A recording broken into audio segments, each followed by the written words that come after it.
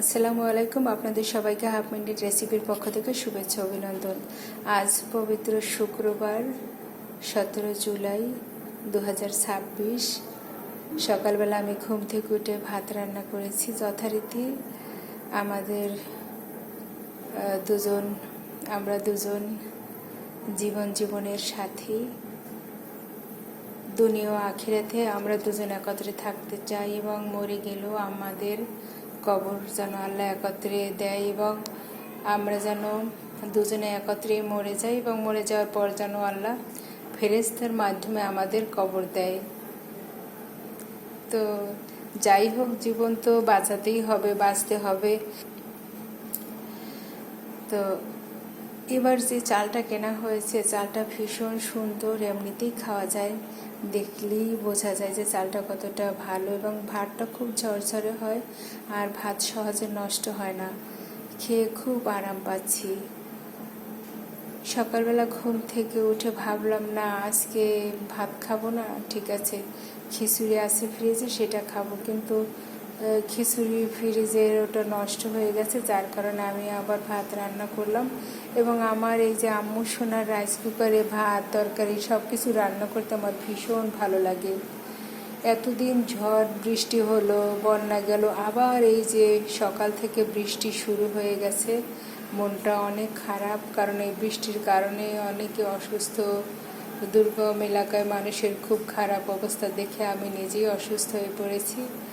আর আমি আর বাবলু সোনা অসুস্থ, কিন্তু আল্লাহ আমাদের অবশ্যই সুস্থ করবে। দুনিয়ায় যার কেউ নেই, যার আল্লাহ হয়ে যায় তার দুনিয়া হয়ে যায়, সেই অবস্থা। আল্লাহ ছাড়া আমাদের আসলে আপন বলতে কেউই নেই। আর আমার আম্মু সোনা তো আমার বন্ধু ছিল, মা বন্ধু, আমার কলিজা, আমার অক্সিজেন। আমার মা বন্ধুর কাছে শীঘ্রই চলে যাব। আমার মা বন্ধু আমাকে অনেক ডাকে, কিন্তু আমি যেতে পারি না, যার কারণে আমার অনেক কষ্ট হয়, শ্বাসকষ্ট হয়। আমার মায়ের কাছে আমার যেতে খুব ইচ্ছে করে। আমি অতি শীঘ্রই আমার মায়ের কাছে যাব। মায়ের কাছে গিয়ে একটু ঘুমালে শান্তি পাবো। এরপরে রান্না করেছি দেশি মসুরি ডাল, চোখের পানি যাকে বলে। আমার বাবলু সোনা আবার ঘন ঘন রান্না করলে খেতে পারে না, এভাবে আমি রান্না করেছি। খুবই সুন্দর হয়েছে। আর এটা মূলত আমি বাগার দিয়েছি, সরিষার তেল দিয়ে, পেঁয়াজ রসুন দিয়ে বাগার করেছি। দেখতেই অসাধারণ লেগেছে। আসলে আমার বাবলু সোনার ছাদ বাগানের লেবু আর চোখের জল মানে পাতলা ডাল খেতে ভীষণ ভীষণ ভালো লাগে। তো আমি গতদিনও আমি রান্না করেছিলাম ডাল, কিন্তু নষ্ট হয়ে গেছে। আসলে আমরা খেতে পারি না, রান্না করি ঠিকই, এতটুকুই রান্না করি, তাও আসলে খেতে পারি না। আম্মু যদি না বলে তাহলে আমরা খেতে পারি না, কিন্তু আম্মু সবসময়, আম্মু সাথে যখন ছিলাম আম্মু সবসময় টাইম মতো খাওয়াতো, টাইম মতো গোসল করতে বলতো। কিন্তু যেহেতু আম্মু গোসল করতে বলতে পারে না, আম্মু অনেক দূরে থাকার কারণে, যার কারণে আসলে আমাদের ঠিকঠাক মতো কোনো কিছু খাওয়া হয় না, গোসল না। যাই হোক, আল্লাহ ভরসা, আল্লাহর উপর ভরসা করেছি। তো আমার বাবলু সোনা আবার ভাজি তরকারি হলে সে খেতে পারে না, গলায় লেগে যায়, যার কারণে আমি ডাল রান্না করেছি। ডালটা আসলে ভীষণ মজা হয়েছে, কারণ আমি যেহেতু সরিষার তেল দিয়ে বাগার দিয়েছি। আর সরিষার তেলটা হচ্ছে সুরেশ ঘানি থেকে নিয়ে এসেছি, ওখানে ওদের এটা কারখানা, খটখট খটখট করে শব্দ হয়, আমি আর বাবলু সোনা গিয়ে আনি। আমার তো ভীষণ ভালো লাগে। আর সরিষার একটা স্মেল, ওরা আসলে সরাসরি যে তেলটা পরে সেইটা আনি। আর রিফাইন করা তেল বলতে ওরা যেটা বোতলজাত করে সেটা আমরা কিনি না, ওরা ওদের যে ঘানি থেকে যেটা একদম পরে আখের রসের মতো যেরকম পরে আমরা ওইটা কিনে নিয়ে আসি। দেখতে ভীষণ ভালো লাগে। আর সেই ঘানির তেলটাও ভীষণ ভালো। যাদের শরীর ব্যথা, কোমরে ব্যথা, হাঁটু জয়েন্টে ব্যথা, তারা কিন্তু সরিষার তেল আর রসুন একটু গরম করে যদি মালিশ করেন, দেখবেন ম্যাজিকের মতো আপনাদের ব্যথা যন্ত্রণা কমে যায়।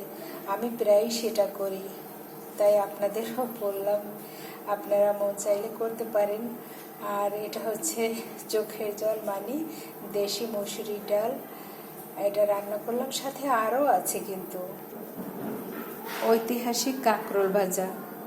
আমার বাবরি সোনা কাঁকরোল ভাজি খেতে পারে না, কারণ সে কাঁকরোল এত অপছন্দ করে, আমিও খুব অপছন্দ করতাম। আর এই কাঁকরোল খেতে তো ভীষণ ভালো লাগে, বিশেষ করে আমার মায়ের হাতে কাঁকরোল রান্না এতটা ইয়াম্মি হয়, আমার মুখে সত্যি সত্যি এখন পানি এসে যায়। আম্মুর রান্না মানে কি বলবো, এত খেতে তৃপ্তি লাগে, এত ভালো লাগে। আর আম্মু যাকে একবার খাওয়াবে সে কোনো দিন ভুলতে পারবে না আম্মুর হাতের রান্না খেয়ে। একবার আম্মুর মামা শ্বশুর, তার অবশ্য একটা পা ছিল না, খুব ভালো মানুষ ছিল। তো ভালো মানুষ বলতে আসলে যার যার সাথে যে আচরণ করতে পারে সেই ধরনের মানুষ। তো একদিন আব্বা কোনো দিন তার মামার সাথে আমার আম্মুর সাক্ষাৎ করে দেয়নি, কারণ আমার আম্মু ছোট মানুষ ছিলেন। আমার আম্মুর বিয়ে হয়েছে একদম অল্প বয়সে, ক্লাস 2-তে থাকতে, তো ছোট বাচ্চা মেয়ে। আমার বাবাও খুব বাচ্চা ছিলেন, সে তখন ক্লাস 5-এ পরীক্ষা দিয়েছেন, তখন তাদের বিয়ে হয়ে গিয়েছিল, বাল্য বিয়ে। যার কারণে আমার বাবা মার প্রতি অনেক, দুজনের অনেক ভাব ছোটোবেলা থেকেই, তো যেহেতু তারা একত্রে ছিলেন। তো আমার মা আব্বাকে এত ভালোবাসতেন, আব্বার প্রিয় খাবার খাওয়াতেন। আর আব্বা মূলত টেবিল ভরা খাবার চাই। আর আমার দাদি ছিলেন ভীষণ ভোজন রসিক, সে প্রচুর পরিমাণে রান্না করতেন। 4-5টা আইটেম রান্না করলে সে বলতো এটা তো কোনো রান্নাই হলো না, তার সাথে আবার সে অনেকগুলো ভর্তা করতেন। তো আমার দাদি প্রচুর খেতে পারতেন, আমার গ্র্যান্ডফাদার খেতে পারতেন।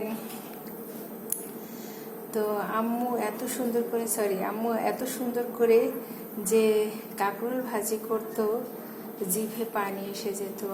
আমাদের আবার মা বাবা আমাদের জন্য সব কিছু সবজি বা যা কিছু সব কিছু চাষবাস করাতো, কাজের লোক। এখনও 3টে আমাদের পুরনো ভৃত্য আছে, তারা এখনও মা বাবার জন্য কাঁদে, মা বাবাকে দেখতে যায়। খুব ভালো পুরনো বৃদ্ধ এখনও, যারা আমাদের টেক কেয়ার করতেন। তো মহিলারা অবশ্য বেঁচে নাই, মারা গেছে। তো 3জন পুরুষ লোক বেঁচে আছেন। তো ওরা মা বাবার জন্য সবসময় দোয়া করেন, আমাদের জন্য দোয়া করেন। ওরা চাষবাস করতো, ওরাও নিত, মা সবাইকে খাওয়াতে ভীষণ পছন্দ করেন। আর আমার বাবার তো মুসাফির খানা ছিল, সেখানে গরিব দুঃখী ধনী কোনো ভেদাভেদ ছিল না, সবাই খেতে পারতেন। জীবনে যদি কোনো দিন পারি একটা বাবার মতো মুসাফির খানা করব, আর একটা মাদ্রাসা করব, মহিলা মাদ্রাসা, আর একটা মহিলাদের জন্য নামাজের একটা ছোটোখাটো জায়গা বা মসজিদ বলা যায়।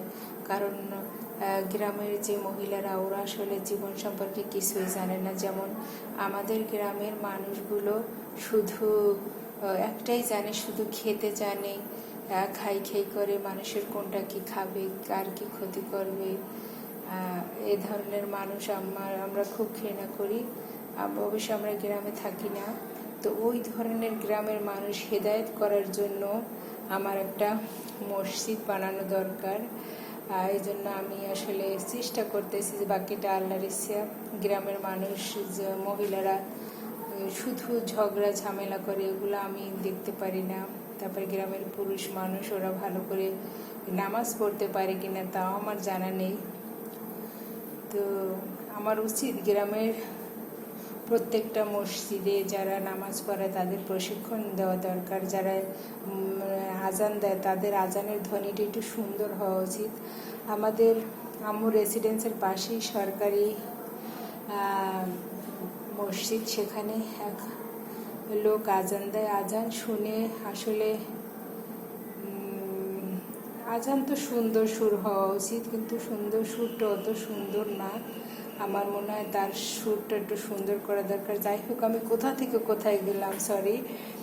যে এই আম্মুর যে রান্নার প্রশংসা করতে গিয়ে আম্মুর সেই মামা শ্বশুর আম্মুর হাতের রান্না খেয়ে এতটা তৃপ্তি পেয়েছে। আমার আব্বার কাছে তো ভীষণ প্রশংসা করেছে। তারপরে আম্মুর জন্য মসজিদে দোয়া পড়াতেন, আম্মুর জন্য দোয়া করতেন।